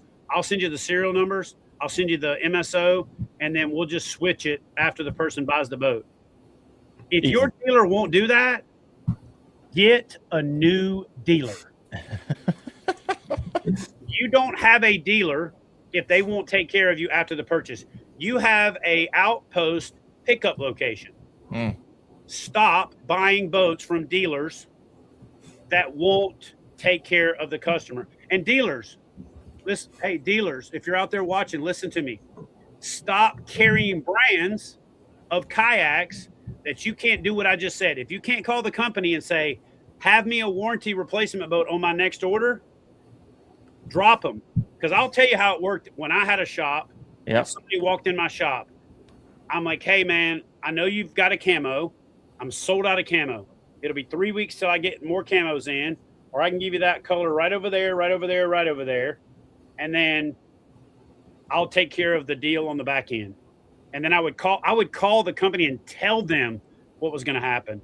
If they said, oh, send me the pictures for the warranty, I'd be like, listen, who's going to review those pictures that's better making a determination than me? Oh, yeah, that's a good point. If I can't make the determination of whether or not it's a warranty, I shouldn't be a dealer of yours. And if you won't give me a new boat, then I shouldn't be a dealer of yours. And then they would go, yep, no problem. Here's the, they added it to my PO, my purchase order. And it was on the next truck. And there was even a few cases where I only had a couple of colors, and the person was like, damn, dude, I just don't know, man. That's an ugly boat. I tell you what, use that boat. When the new boat comes in, I'll make that one a demo, and I'll switch out with you. You just can't make any permanent modifications to it. Okay, deal. No problem. If your dealer does not take care of you, then find a new one. Find a new one. Or but test that. Ask the question ahead of time. Hey, what happens if I have a problem with this boat? And if they tell you, oh, you can call Bonafide, or you can call Native, or you can call Old Town, and they'll take care of you, leave. Yeah, 100%. So whenever you were a dealer, did you ever fire a kayak company? Amen. Now, I will tell you who I fired. Wyatt, I'm sorry. Oh, here we go. But listen to me here. They got enough of a backlash from it over a 3-year period in and around when that happened that they're better now. So I fired Old Town. When they had the Predator and the MX was the two big boats, I was using them. The MX came with, when they rotomolded that boat, they didn't get enough plastic in around the back of the seat pan. They had there's a thing called a rotational program where you program how long it rotates this way, how much it tilts. So they just had the program off, and there was a couple hundred boats that went out. I happened to get like a bunch of them because I was on the leading edge. And one of the Old Town people told me after I called the rep, and the rep's like, man, I've gotten as far as I can go. And I did what I said I was going to do. Hey, I'm going to give the person a new boat, and you're going to get me a replacement. I called Old Town. Old Town basically told me, well, you seem to have a disproportionate number of warranties, so we're not just going to blindly give you replacements anymore. I'm like, I have a disproportionate number of warranties because I was the first guy to order 60 boats from you. Right. And I was on the leading edge. And if you can send a rep over here or fly somebody down, we can talk about it. So then, I mean, I'll tell you, I just said, I called the rep. I loved him to death. This guy's name was Dave Ernst, and he was a Duncan Lewis rep that repped a whole bunch of brands and a bunch of people in the industry. And Duncan Lewis had been around for, 40 years. I said, Dave, I can't sell these boats anymore. I can't sell these boats if I can't tell my customer if they have a problem, they're going to get taken care of. So I booked a truck myself, had the truck come there, and I sent all them boats all the way back to freaking Maine on my dime, and told them, I put a note on every one of them, and I ain't even gonna tell you what the note said. I can just imagine what it said. I can't tell you what it said in Mixed Company. And I wrote a note. I hand wrote a note on all 61 boats that I had. But oh my gosh! Since they became Old Town now, yeah, they got their stuff together. They were brand new in that they had just started. They took Ocean Kayak, moved it into the Old Town brand because they knew. Well, Ocean Kayak, people think, well, I want a freshwater boat. Like, it's a kayak, it floats. It's just called Ocean Kayak. Well, they realized that brand name didn't resonate with, bass fishing and inland. And kayak fishing started saltwater and kind of moved in to freshwater and to bass fishing. So they merged it in. So they were kind of just getting started with Old Town really selling fishing kayaks. Old Town had been primarily a canoe company for 40 years prior to that. And they had like one sit inside kayak called the Vapor. Other than that, they didn't really have that many boats. So I give them the benefit of the doubt now. If I was to become a dealer today, I would carry Old Town again, if that makes sense. But yeah, for a while they were the worst. Jackson sucks. Just gonna be real. Love everybody there. They're the worst right now because they do everything they can to say, oh, we'll give you a hull and we'll charge you this much for replacement, and you can get a pro-rated this. And it's almost like they do more work to keep from doing the warranty, and people just give up on it. Like there was a guy in the 10 that is now on a pro staff from another company that used to be on the Jackson pro staff, and as a pro staff member, got so frustrated with the process of trying to get a boat replaced that was 100% a manufacturer's defect that he left. So it's a pro staff, right? Yeah. The guy out there repping your brand. So they're probably the worst. I would say the best in the game right now, and I'm not saying this because I'm affiliated with them, is probably Crescent. Maybe because they do lower volume, and maybe because they're more of a boutique brand, they get away with doing it more. I would say Crescent's probably like the no questions asked, stand behind the product. They understand the negative impact of somebody out complaining about their boat. I would say Big Adventures between Native and Bonafide is, top two for sure. Maybe even better when you consider that they've got way more expensive boats. We'll see if Crescent maintains that now that they've got like the Crestcraft and some of those boats where they got to really swallow, hard when they replace a $3,000 boat or whatever. But as of right now, I would say Crescent's probably the best. Actually, I'll back up. Jackson's not the worst. Pelican is. So Pelican's the worst boat and the worst warranty. Jackson's the worst of the mainstream. And then there's kind of a smattering of the other boats out there. Feel Free's really good. Oh, New Canoe. New Canoe's great. Like, actually, you know what? New Canoe's probably the best, realistically, because they know they've got a very niche audience. Yep. And any kind of and New Canoe is the most dealer-centric brand there is. They are. Blake's got this hardcore dedication to his dealers, doesn't do any selling outside of that. So I would say New Canoe is up there. They also, have their boats manufactured by Big Adventures now. So they even have a lot more traffic because people are piggybacking their boats on a Bonafide or New Canoe or a Native order. So there's a lot more, back and forth. So I would say New Canoe and Crescent are probably tied for first. Big Adventures is a very, very, very close second, maybe even number one when you consider the absolute volume of boats that they sell, which is going to lead to a lot more false or kind of most of the warranty BS you see is somebody who bought the boat used and wants a full replacement under the terms if they bought it Somebody new. bought it new, right? Yeah. And then they go on the internet and try to make a stink about it. And then when you start pulling the veil back, you realize you're not under warranty. So you're complaining about the warranty that you're not under. Yeah. And which is the risk you took when you bought it. And here's the thing. A lot of people say, oh, they should warranty the boat no matter what. And here's why that doesn't work. And I know a lot of people don't think about this. But if you warranty a boat, no questions asked, what happens is if Wyatt puts his boat for sale on the internet and I go, man, that's a pretty good deal, and I go buy it, and then I just go home and fall on it till I crack it, I get a new boat for the used boat price. And kayak companies will not be around if they start replacing every boat, no questions asked, because when somebody sells a used boat and then the person wants a new boat, all they got to do is crack it and go get a new one. Then we wouldn't have kayaks to fish out of because every kayak company would be out of business in 3 or 4 years. So that's why you can't just have a blanket, we'll replace everything policy. Yeah, that makes sense. But sometimes people suck. Sometimes. Yeah. I as a content creator, just about every day I find a few of them.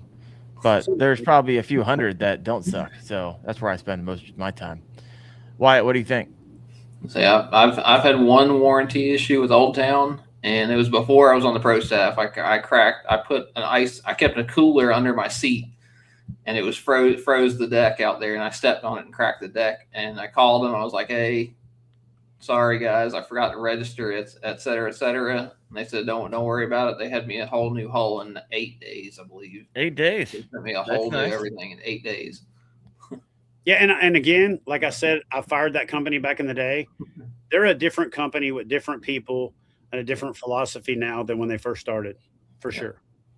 All right, Chad, let's land this plane. Got a last. Let's do a rapid fire. So a few questions here for you. You ready? Yeah. If you could only own just got a one, text about a perception outlaw already. So here we go. Sure, people, you're gonna be field those for the next couple days. I love it. If you could only own one paddle fishing kayak, what were you choosing? For forever or now? Forever. Yeah, this is a like thing you're fishing anyone out for that's the rest ever of been life. made. Yep, paddle only. Wilderness Systems Tarpon 140 or Commander 140. Okay. How about pedal drive?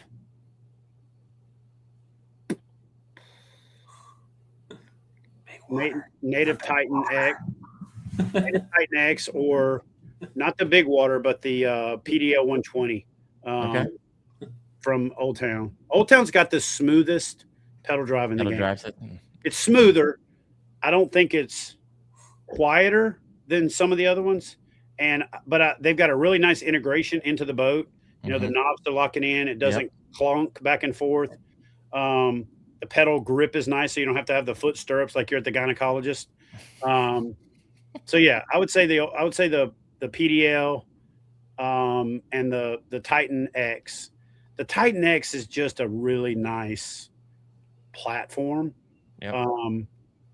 I never loaded it down and like fully fished it with a bunch of batteries and all the stuff like I have with the XTR, but the experiences I've had with it are pretty freaking nice. Okay. Best if you had a one kayak rest of your life that was stern motor mounted. Attack 140 with a Torpedo 1104 on the back. Really? I thought you were going to say XTR. I would have lost that bet. Well, the XTR is a boat. A bow mount. Let's be real. And it's really good with a bow mount. It's just heavy. The Attack 140 is low profile. It doesn't catch the wind. You can still paddle it really well. It's not stupid heavy. Far off the water. I mean, it's literally that heavy. It's got a really good combination of a planing and displacement hull. Great layout. That boat was ahead of its time. If that boat came out again right now with a few tweaks in it, it'd be so. But best on the game right now, I said it in a video, and I'm not just saying that because I'm sponsored by them or have a relationship with them. I'll say this on this video. I actually cut my sponsor. You know this, Darren. I cut my sponsorship in half with Bonafide this year, specifically so I could be unrestricted to do kind of whatever I wanted to better serve my community and to just have some fun with a bunch of different boats to really validate, is Bonafide the best kayak out there? Because I've used them for so long that I'm a little biased. Well, a lot biased because I also have input on the design. So, of course, if they make the boat I want, then I'm going to love it. But what the hell was we talking about? I just lost we're getting to the last. So, would bow mounted motor, would that be the XTR? No, I'm sorry. What I was going to say is the best boat out there right now, if I had to choose the only boat I could ever fish out of that was in production, it'd be the PWR 129 all day. All right. You can bow mount it. You can stern mount it. It paddles well. It's got all the things. You can use the pod if you want to. You can take the pod out and delete it. Yeah, man, I think that's the jam for sure.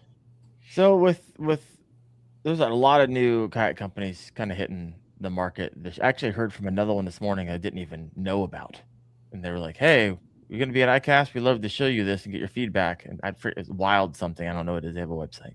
And it's like, I didn't even know about this one. Camino Journey. Of course, you got FlexJet kind of trickling over in from last year. You got a lot of new kayak companies hitting the market, but you got some new pedal drives. And so, I mean, is there companies wouldn't be creating pedal drives. I've heard of a few other companies who may be coming out with pedal drives. Are pedal drives that popular? That there's such a demand for them? Because I feel like companies keep on. I mean, New Canoe actually just kind of discontinued their pedal drive, so you got kind of one going away, a couple more coming in. You got the Traverse drives with Camino Journey, which is just hitting market in the last few months. I figure like if you're going to go pedal drive, a lot of people just go straight to motor. I don't know. It was just kind of a thought that I was having. Here's what I'll tell you. 10 years ago, I used to track this at the national championship. I'd go around and count, and I would interview people and I'd survey people. Do you paddle? Do you pedal? Do you motor? Okay. And when the people would then go from paddling to pedaling, there would be a 2.5 to 3 year gap before they motorized. And then they would ultimately motorize. I have said this from the beginning. There's two types of kayak anglers in the world if you're going to keep doing it. Those who have a motor and those who will. Yeah, I said it. It's what the fact. Most of the people now that are the biggest motor advocates in the world were the ones posting pictures of me with a tombstone saying I killed kayak fishing 10 years ago. I know who you are. I see you all the time.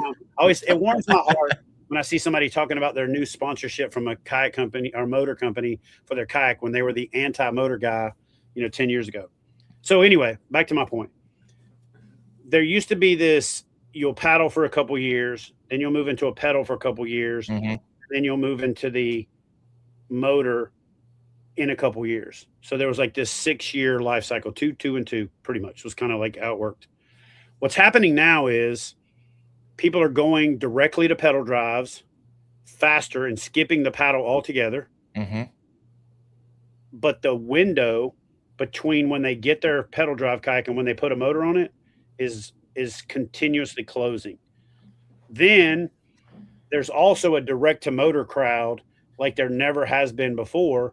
So a lot of people are skipping the motor drive or the pedal drive phase unless they're buying the pedal drive as their backup. Oh, I just want to have the pedal drive in case my motor fails. So it's not that pedal drives are dying, and I don't think they'll ever die. It's that the gap between how long it took you to go from I like human powered, I'm using my pedal drive, I'll never put a motor on my boat. And okay, fine. I mean, I just try it to see how I love motors. The gap is closing. And competition has perpetuated that, both innovation and competition in business, but also, I mean, nobody likes going to a fishing tournament and they're pedaling their ass off and they got a little, stream of sweat running down their ass crack, and some dude goes by texting and just smokes their ass. So there's that. You know what I mean? Yeah. And you can go further. You can fish longer. Listen, none of us got into this to wear a skirt, put a nose plug on, and call ourselves kayakers. We're kayak fishermen. We're in fishing kayaks. We got in the kayak to catch more fish, and the motor helps you catch more fish from the kayak. So you're naturally there's going to be your outliers. There's going to be your people that are like, damn, I said 13 years ago on the internet, I'd never put a motor on my kayak. So they're just going to die on that hill. Cool. But there's two types of kayak anglers. Two. Those who have a motor and those who will. Or then there's a third category of those who wish they could, but they already said they'll never do it. So they just ain't going to do it. Oh my gosh. I'm telling you what, once you have a motor, you will not going back. Because putting the Torpedo on the back of a kayak and just cruising, it's something else, man. Something freaking else. All right, folks. Well, that is the end of our show. Chad, as usual, thank you for bringing the juice. And I'm excited because on Monday of next week, I will be with Wyatt. I will be with Chad and a smorgasbord of other creators. We'll be down at Santee Cooper at Relaxed Retreat. And Chad and I are going to be doing content all week long, maybe with or without his son. But I think Fluke's going to be there. Christine Fisher's going to be there. I mean, the list goes on and on of how many creators are going to be at Relaxed Retreat. It's going to be insane. So I'm pumped about that. Chad and I are going to get out on the lake, hopefully hit up some rivers. We're not fishing the Bassmaster. Weather's going to be a little wild. A lot of rain, some lightning. So that should be interesting. But it's the first time on the lake for me. So looking forward to hanging out with some gators. Chad, I will be offering if you're fishing the Bassmaster event, I got something for you. Ooh, here we go. I'm going to release my top 5 places to fish on Santee Cooper and the top 3 techniques I would use if I was fishing the tournament video a week before the event. I like it. Now that's public information, so it's illegal, and I'm not telling anybody anything that I'm not telling everybody. But I grew up fishing that place. It was the first place we ever had a KBF tournament.